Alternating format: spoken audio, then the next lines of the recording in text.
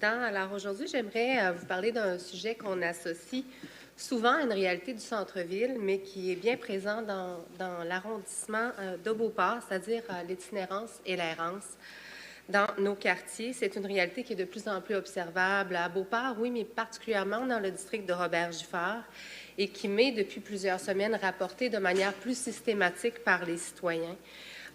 C'est pas dans une perspective nécessairement négative que les gens le rapportent, mais c'est plutôt par empathie et bienveillance. Par contre, ça joue quand même sur le sentiment de sécurité de certaines femmes et personnes âgées là, qui vont se promener sur le bord de la rivière Beauport ou dans d'autres endroits, qui fréquentent d'autres endroits de l'arrondissement.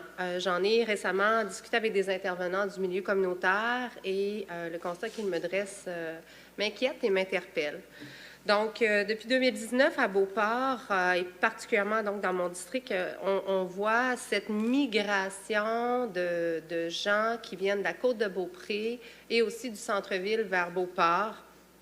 Ils fuient notamment le centre-ville parce que ils recherchent une certaine tranquillité. Au centre-ville, on ne va pas se mentir, c'est saturé avec des personnes qui sont en situation d'errance et d'itinérance.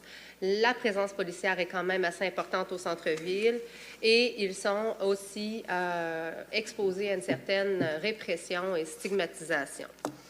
Donc, plusieurs organismes de Beauport vont bien au-delà de leur mission pour venir en aide aux personnes qui sont en prise avec ces difficultés-là.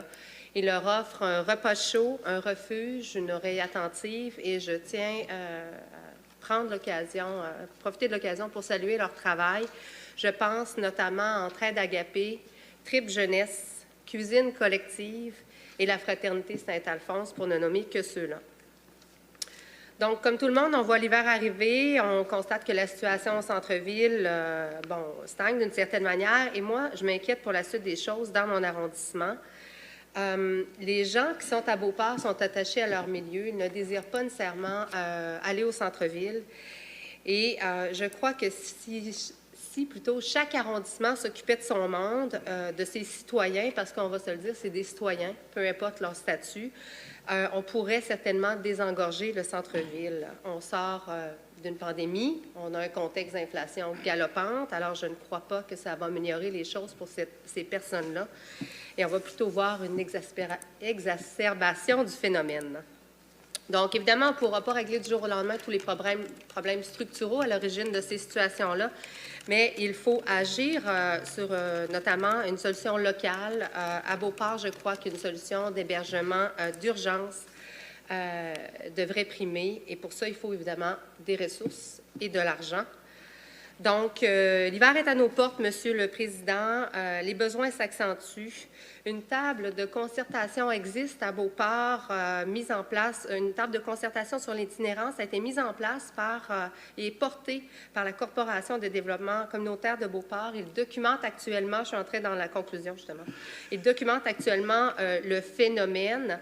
J'ai rencontré les acteurs de la table, j'ai rencontré les chercheurs et j'ai très hâte de voir les résultats justement du projet de recherche qui vont se dévoiler au printemps. Donc, merci. Une dernière chose, j'invite les citoyens qui voient des gens en difficulté de faire preuve de bienveillance, de dire bonjour, de ne pas stigmatiser ces gens-là.